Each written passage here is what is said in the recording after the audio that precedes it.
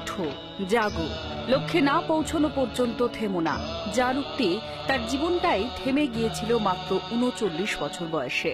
১৯০২ সালের ৪ জুলাই মহাসমাধিস্থ হয়েছিলেন স্বামী বিবেকানন্দ।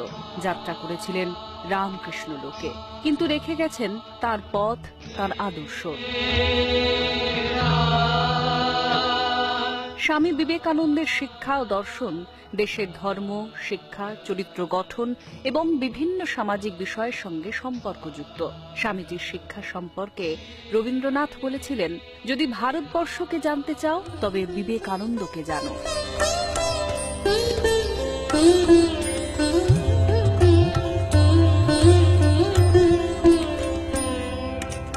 স্বামী বিবেকানন্দ মনে করতেন, শিক্ষা হলো পরিপূর্ণতার এক প্রকাশ, আর তা থাকে মানুষের মধ্যেই।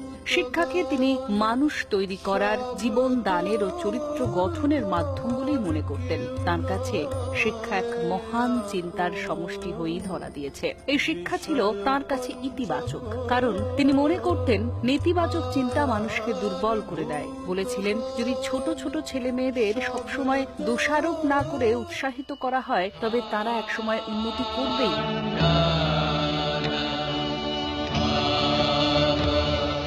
শিক্ষার সঙ্গে যোগ হয়েছিল ধর্ম। শিকাগো বিশ্ব মহাধর্ম সম্মেলনে তার বক্তৃতা শুধুমাত্র দর্শন তত্ত্বে সীমাবদ্ধ ছিল না। স্বামী বিবেকানন্দ বলেছিলেন, ধর্ম হলো আত্ম উপলব্ধির, আত্মজাগরণের, সমগ্র আত্মার বিশ্বাসে রূপান্তরিত হওয়াকেই তিনি ধর্ম বলে মনে করতেন।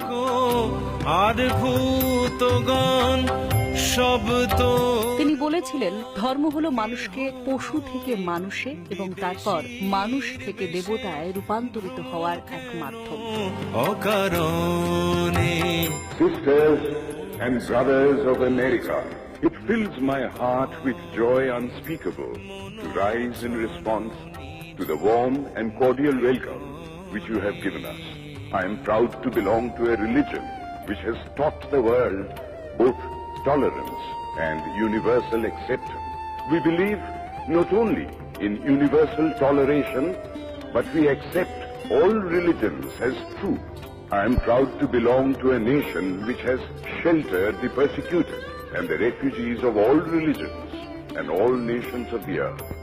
I am proud to belong to the religion which has sheltered and is still fostering the remnant of the grand Zoroastrian nation. বিষয় পঞ্চক আর ভূতগণ শব্দ।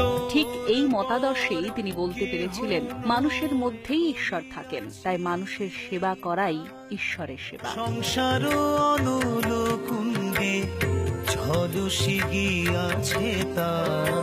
আজ দেশ জুড়ে যখন অসহিষ্ণুতার বাতাবরণ ঘুরপাক খাচ্ছে, তখন প্রবলভাবে প্রাসঙ্গিক হয়ে পড়েন স্বামী বিবেকানন্দ, তাঁর ধর্ম, তাঁর দর্শন। তাঁর মতে জগতের সবচেয়ে বড় দুর্ভাগ্য হল একটা ধর্মের মানুষের অপর ধর্মের মানুষের প্রতি সহিষ্ণুতার অভাব। তিনি বলেছিলেন, আমাদের শুধু সহিষ্ণুই হতে হবে না, বরং অন্য মতকেও গ্রহণ করতে হবে, কারণ সব ধর্মের সার কথাই হলো সত্য। তাই বরাবরই মনকে নিজ নিকেতনে চলতে দিতে চেয়েছিলেন তিনি। চলো নিজ নিকেতনে, মনো চলো নিজ নিকেতনে। তার কাছে আত্মবিশ্বাসটাই ছিল ঈশ্বর বিশ্বাস। বলেছিলেন, বিশ্বের ইতিহাস হলো কয়েকটি আত্মবিশ্বাস সম্পন্ন মানুষের ইতিহাস। মনে করতেন, নিজের ওপর বিশ্বাস থাকলেই অন্তরের দেবত্ব জাগরিত হয়। তাই তিনি বলেছিলেন, ৩৩ কোটি দেবদেবীতে বিশ্বাস থাকলেও কারো যদি আত্মবিশ্বাস না থাকে, তবে তার মুক্তি ঘটবে না। মুক্তিপথের এই অগ্রদূত ভালোর শক্তিতে দৃঢ় বিশ্বাস রাখতে বলেছেন। কুটির দ্বার খুলে রাখি অনিবার কৃপা করি।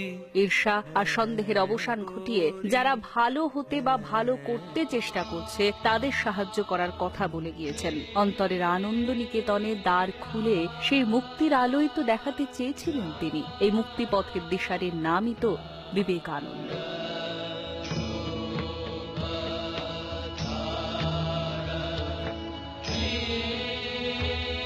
দেশের যুব সম্প্রদায়কে পথ দেখানোর মন্ত্রই তো তাঁকে করেছে যুগনায়ক।